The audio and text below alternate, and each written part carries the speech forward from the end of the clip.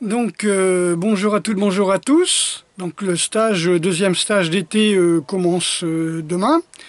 Et donc je voulais remercier les stagiaires qui ont décidé de ne plus vieillir, hein, qui ont décidé de rajeunir, tout simplement parce que en faisant quelque chose qui est inhabituel, c'est-à-dire en acceptant la surprise, en acceptant l'imprévu, en acceptant d'apprendre des choses qu'ils ne connaissent pas, eh bien ils vont connecter des millions de neurones et puis ils vont travailler leur capacité d'adaptation. En sachant que ce qu'on appelle la vieillesse, ce qu'on appelle la décrépitude, on va dire, c'est la perte de la capacité d'adaptation. Il n'y a pas simplement la capacité aérobique qui mène à la sarcopénie, l'ostéopénie et Alzheimer, hein, c'est carrément, là on est dans un travail d'acceptation de la patience, de toujours vouloir augmenter ses capacités cognitives, ses capacités d'adaptation, et ça c'est ce qu'il y a de mieux. Voilà, donc le courage, c'est ça, saisir l'opportunité d'apprendre les nouvelles techniques, c'est bien, et aller vers l'inconnu, c'est faire preuve non seulement de courage, mais d'une jeunesse extraordinaire. On m'a toujours dit, voilà, si un jour on te paye un voyage en Thaïlande, en Indonésie, etc., et puis que tu refuses, c'est où tu es dépressif ou tu es déjà un vieux con, quoi. Voilà, donc c'est super hein, pour tous ceux et celles qui vont venir demain matin. Patience, éveil, acceptation de la surprise. Vous savez, il y a un proverbe qui dit que les vigilants sont immortels et puis les négligents sont déjà morts.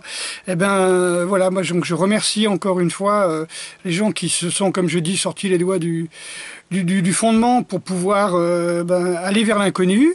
Et encore une fois, il ne faut surtout pas oublier que des moments qu'on n'arrive plus à s'adapter, hein, c'est-à-dire qu'on va pendant les vacances pour la 77e fois à Palavas-les-Flots, dans une partie d'un camping que l'on connaît bien, on va retrouver les gens que l'on connaît, on va louer le mobil-home que l'on connaît, voire qu'on a acheté un mobil-home sur place, ou un terrain sur la place du camping.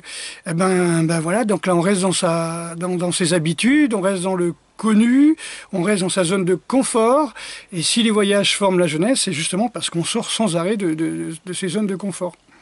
Voilà, donc toujours faire des choses nouvelles, là, des choses qu'on n'a pas l'habitude de faire. Là j'ai permis à des personnes de découvrir aujourd'hui Shank Prakshalana du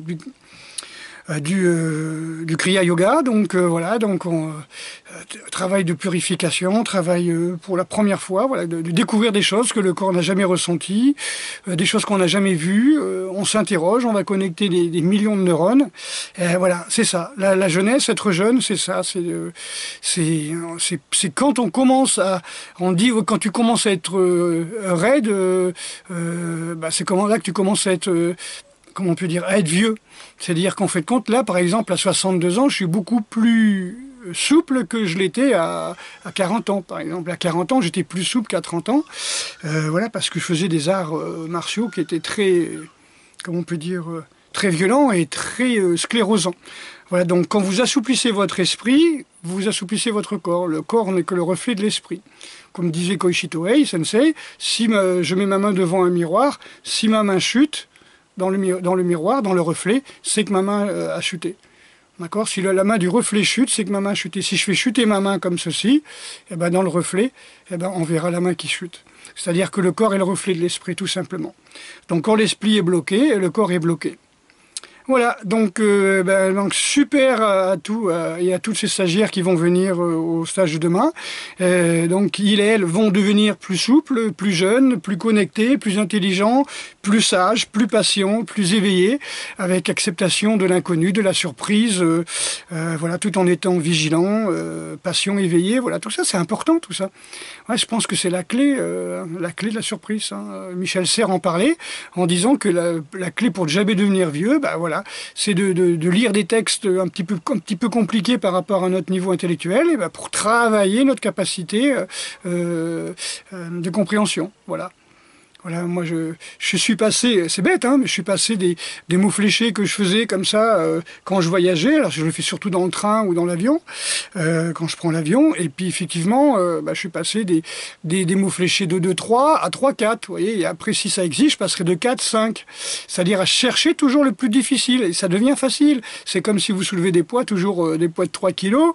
Et ben forcément, au bout d'un moment, vous allez vous emmerder. Hein, vous allez faire des séries de 300 répétitions. Hein. Donc à part comment dire, vous niquez les hormones, hein, vous épuisez les hormones, voilà. C'est comme si vous avez l'habitude de courir 10 km, et ben vous courez 10 km, mais avec un gilet lesté à 5 kg, c'est pas grand-chose, mais 5 kg, c'est bien. Vous allez voir, vous courez, le long de votre parcours, vous incluez des escaliers. Vous montez des escaliers, vous choisissez des chemins avec une pente à 20%. Vous allez voir, ça va changer tout. Ça va tout changer. Nous, on courait sur les pistes de bicross. Quand j'habitais au Bois-Fiel avec les stagiaires, même en plein hiver, c'est des bonnes surprises, hein, les pistes de bicross en hiver, quand tout est gelé. On s'en souvient encore. Voilà, donc, voilà, hein, c'était pour faire un compliment sincère aux stagiaires qui ont décidé d'arrêter de vieillir, de rajeunir, d'être plus souple, d'être plus fort et d'être plus intelligent. Voilà, c'est ça.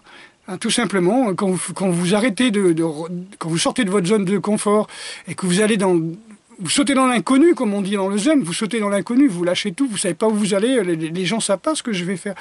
Parce que moi je le savais pas il y a un mois, puisque je suis allé au Japon m'entraîner avec certains maîtres qu'on qualifie de l'ombre. Voilà, enfin j'expliquerai ça là, plus en avant demain. Et puis voilà, faire un stage avec Mikhail Ryabko qui faisait, le fils de Mikhail Ryabko, Danil, qui faisait un stage pour les Japonais, donc pour des personnes qui sont déjà très connectées. Et bon voilà, c'est super. D'accord. Donc c'est ça que je vais vous transmettre, c'est là que je vais transmettre avec bien sûr les exercices sur le haragei, sur la respiration, sur la gestion du stress, tout ça, parce que de quoi on meurt aujourd'hui, c'est pas d'un coup de couteau dans la rue, il y a très peu de gens qui meurent de coups de couteau dans la rue. Si vous comptez le nombre de gens qui meurent du cancer, d'un AVC, du diabète, d'un infarctus, c'est-à-dire de la malbouffe, du manque de foi qui fait que les gens vont se jeter sur la bouffe dès qu'ils s'emmerdent, et ils s'emmerdent parce qu'ils ont perdu la foi. Et puis ils sont pas curieux, hein, la curiosité leur a desséché l'âme, et donc ils bougent plus leur cul, ils vont que dans leur zone de confort. Voilà. C'est dommage, parce que ces gens-là, j'aimerais bien les avoir et leur expliquer qu'il faut se bouger un peu plus que ça.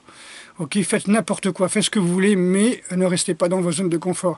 Encore une fois, par rapport à ma dernière vidéo, si demain ça pète, si demain il y a les banques qui sont bloquées, si demain il n'y a plus d'électricité, plus d'eau, même pour une semaine, si vous n'avez pas cette capacité à vous adapter, si vous n'avez pas cette capacité à vous connecter, c'est-à-dire que vous vivez tout seul dans votre coin, vous ne connaissez pas vos voisins, vous n'avez pas de communauté de groupe, vous n'avez pas cette notion de cohésion sociale, la vraie cohésion sociale, vous êtes foutus, là. Vous faites comme ces petits vieux que l'on retrouve dans leur appartement parce que les voisins commencent à sentir le cadavre et puis ils frappent à la porte, il n'y a personne qui répond. Alors qu'ils ne connaissent pas leur nom et qu'ils ne les ont pas vus depuis des semaines.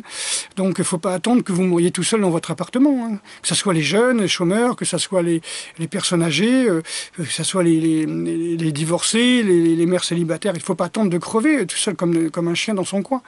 D'accord ? Les chiens, ils savent se débrouiller dans la rue, hein. Vous inquiétez pas, ils feront les poubelles, hein. Et puis les chats, il y a même pas, hein. Les chats, ils sont mi-sauvages, hein, d'accord. Donc l'homme hors sol n'arrive plus à être sauvage. L'homme hors sol, il n'arrive plus à se débrouiller tout seul.